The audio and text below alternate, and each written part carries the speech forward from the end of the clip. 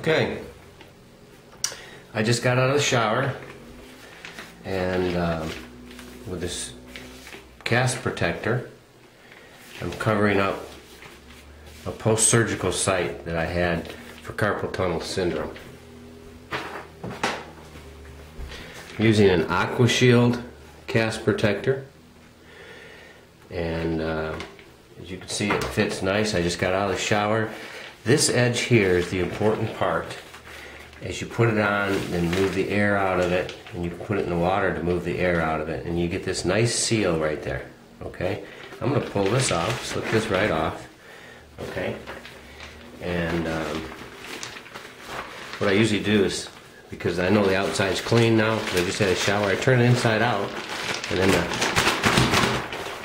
where I might have sweat in there, I have a little moisture from my hand, and I'll hang that up to dry.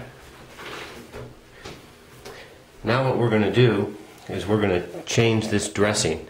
This dressing has been on for a day, 24 hours, and it's completely sealed all the way around the edges.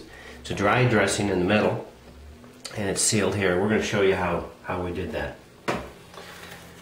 We're going to start with a clean work area, a couple of Q-tips. I've used both Band-Aid and a generic brand, a pad. This one happens to be one size fits all. I don't know what size it is. Size to cover over that wound. I went to the drugstore, looked on the shelf, found the right size dressing. We'll show the generic dressing this morning. We're going to open that up, and we're going to peel off one side and get that ready to use. Okay? Alright. Now, we're going to take this dressing off, and you'll see it nice seal all the way around. It hasn't let go. It's firm skin all the way around. And the surgery I had was carpal tunnel. And it's a week past surgery now, and these are the stitches that I've got, and they're closing up pretty nice. But the doctor wants this kept clean and dry, and this is how I've been doing that. We're going to get some water, a clean washcloth. Okay, I told you I just got out of the shower, but what I haven't washed is my arm, because it was inside that bag.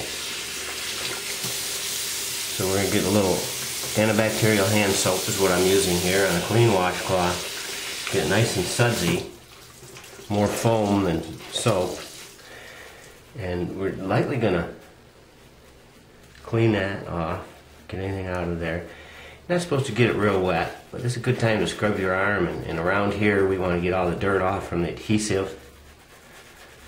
Okay, I have washed the wound, I haven't got it soaking wet. I'm going to wash my arm. And wash my fingers, because I can't do this real well with the dressing on there all the time, because your dressing will get wet. Okay? So, feel good about that. We'll rinse the washcloth. Get nice, clear, warm water.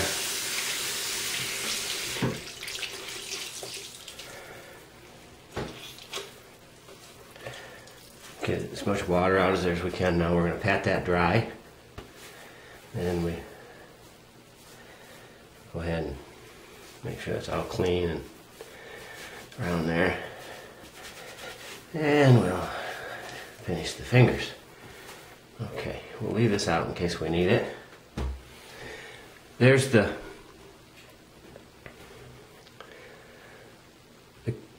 post-surgical site for the carpal tunnel. Now what we want to do is we want to keep this dry.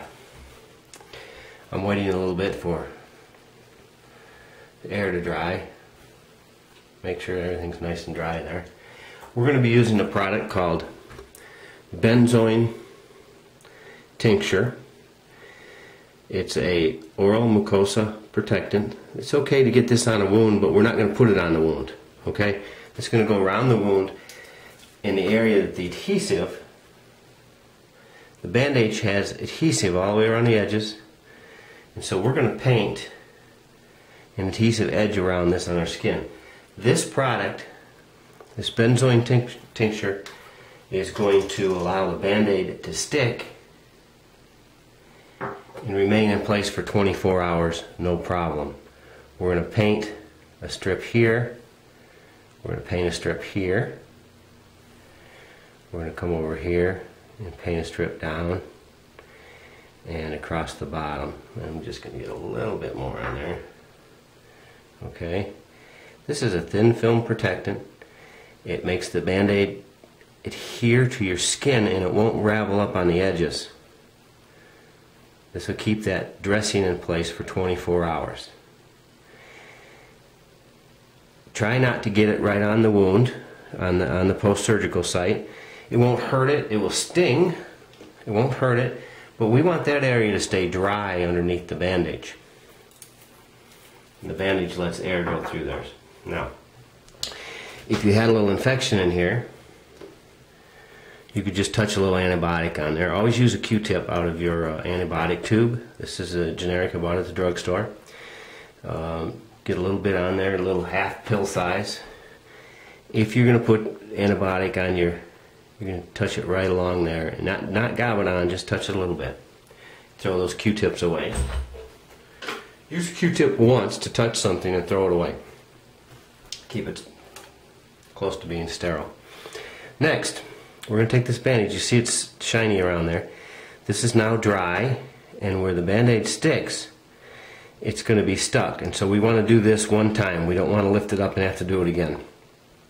So we're going to figure out where the bandage goes. We're going to start it on there. Okay. And we're going to flip this over and rub those edges down as we make that seal. I don't know if you can see that, but that bandage is sealed tight on all those edges. Now it'll move, and that'll stay on for 24 hours. Okay, no problem. I've worn one for 48 hours, and had one come off when I was shoveling snow inside of a glove. Got a little too aggressive with it.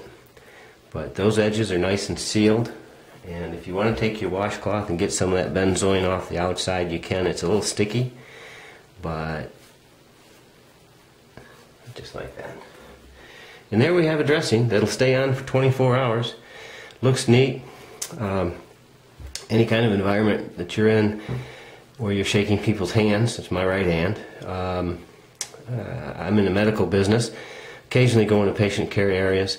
Anytime you like that, you have to have your wound sealed up, and it has to be sealed up firmly. If you're ever going to touch a patient, you also have to glove up. That's a two-way protection. But 24-hour post carpal tunnel bandage. That's it. Looks good.